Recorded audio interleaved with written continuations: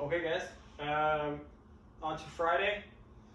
We've got some power work, some overhead power work, and some power endurance work. So we got split jerks at ascending weight. So you got 6 sets. First 3 sets are 3 reps. Next 3 sets are 2 reps. You should go up weight each set. Those of you that have a barbell. Now, if you don't have a squat rack, this is obviously going to depend on what you're able to pull from the floor or clean to the shoulders. That's okay. Okay, you're still going to get the benefit of doing this drill, as well as the power endurance stuff. So after every set, okay, if we're doing split jerks, okay, the second wall exercise, is a high wall ball. So it's a heavy wall ball, so 30 pounds for the guys, 20 pounds for the girls. Obviously, you guys just use whatever you have for a wall ball. If you have a wall ball, again, we'll go over the scales in a second. So you're just trying to throw that ball as high as you can, okay? If height is an issue because you're in a garage and you can't take it outside, okay, you don't have a high ceiling, okay, that's totally fine. Just do 6 wall balls. Okay, it's fine. It's still some power output because you're still throwing the ball. Okay, is it exactly as doing it in the gym? Obviously not. Okay, but it doesn't mean it's not going to be beneficial in terms of creating some power endurance. So, split jerk. The scale for the split jerk, if you don't have a barbell, is whatever you can grab. You can hold a backpack. Okay, you still do split jerks. Okay, with the backpack loaded up, totally fine. Okay, you can use 2 dumbbells or 2 kettlebells if you have those. Okay, whatever you have. If you're scaling it, okay, like you don't have a barbell and you can't add weight every time, okay, you're gonna do sets of 5 every set. Still a split jerk, okay, you're gonna do sets of 5. And instead of wall ball, you're going to do 6 thrusters. Okay, again, with whatever you can grab a hold of. Okay, so it's either going to be split jerks, high wall balls, okay, or split jerks, some sort of wall ball with a barbell, or odd object split jerks, okay, into 6 thrusters. Any one of those options. Again, the rep schemes and stuff, if that's a little bit confusing, are written down in Tribe. Okay, it's not hard to figure out. But those are your scales. On the split jerk, remember guys, accuracy is an element of fitness. When we're doing a split jerk, your footwork needs to be accurate and it needs to be consistent. So use this, okay, as a drill, especially those of us that don't have a ton of weight, to get massive strength gain out of this. Work on your footwork. Okay, when you catch a split jerk, okay, my back knee should be underneath my hip. Okay, my heel, okay, should be underneath my knee. Okay, I'm gonna load that lead leg a little bit more than I am on my back leg.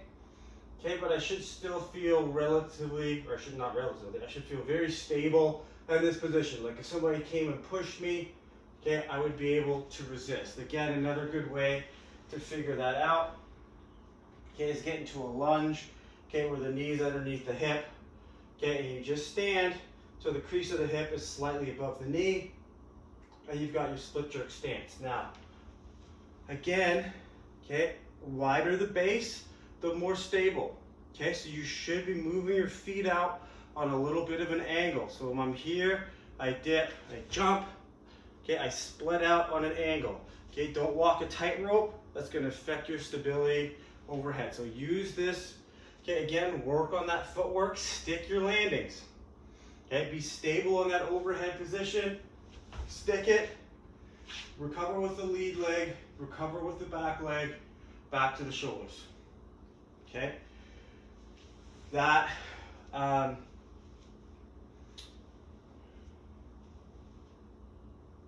Sorry, a little brain cramp there. Okay, that's our weightlifting portion for tomorrow's workout. It is rest as needed between sets. We'll probably keep it to a minute, 90 seconds. to make sure we keep flowing so we can get through tomorrow's Metcon on time. Now,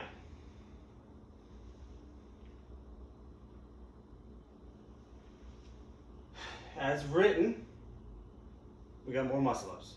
Okay, so 1296, deadlifts at 275 for the guys, 185 pounds for the girls, ring muscle ups. If you can do a muscle up, obviously you can do this version of the workout, no problem. I should say if you have access, okay, to do a muscle up. If you have access to a bar and you can do a bar muscle up versus a ring, totally fine, do a bar muscle up. If you can do a banded low ring muscle up transition, okay, or some sort of low ring muscle up transition, whether that's a jumping ring muscle up or a jumping bar muscle up, any one of those scales is fine. The deadlift should be heavy but doable, unbroken. Okay, the deadlifts are mostly going to be lat and grip fatigue for the muscle ups. Okay, so that shouldn't necessarily slow you down a ton aerobically or muscle fatigue wise. On the deadlift, it's going to be more, the deadlifts are going to have a cumulative effect on the muscle ups, hence why they're first.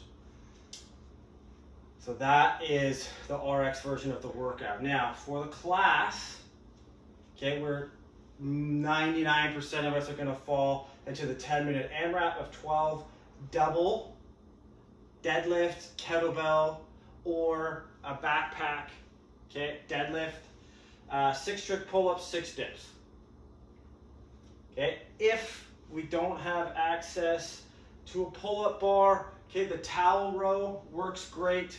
Okay, if you have a barbell that you want to use for this instead of the deadlifts, you could do a bent over row.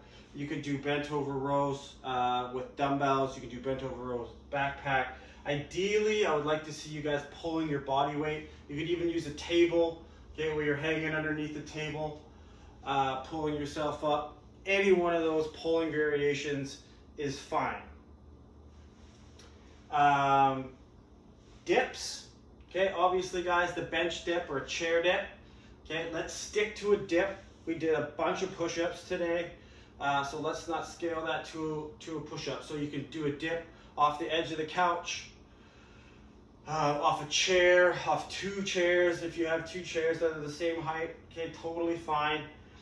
Any one of those options is fine. So 10-minute AMRAP, very different workout than the 1296. This is going to be pretty high turnover if you're using 2 dumbbells or 2 kettlebells, any variation, so it's not going to get crazy heavy. So you're going to go 12 into your 6, into your 6. Okay, so 6 pull-ups, 6 dips, pretty quick. So expect somewhere in the 5 to 7 round range on this one. It's not going to be a heart rate spiker. It's going to be a muscle fatigue, total muscle fatigue workout. So don't plan on having a crazy high heart rate unless you're absolutely phenomenal at dips and strict pull-ups if you have a strict pull-up bar. Okay, so 10-minute AMRAP, 12, 6, 6. 99% of us are going to fall into that again for the class. If you're somebody that has the muscle ups and you're doing the deadlift 12, 9, 6, that's a 4-minute workout, 4 to 5 minute workout. If you want to do that during the class and you have access to that, okay, great, go for it. It'll still be great to have you in the class. Just know that you'll probably be done a little bit earlier than the 10 minutes. That's it for Friday's workout, guys. Again, any questions on scales, anything on the split jerk or anything like that, please reach out, and we'll see you then.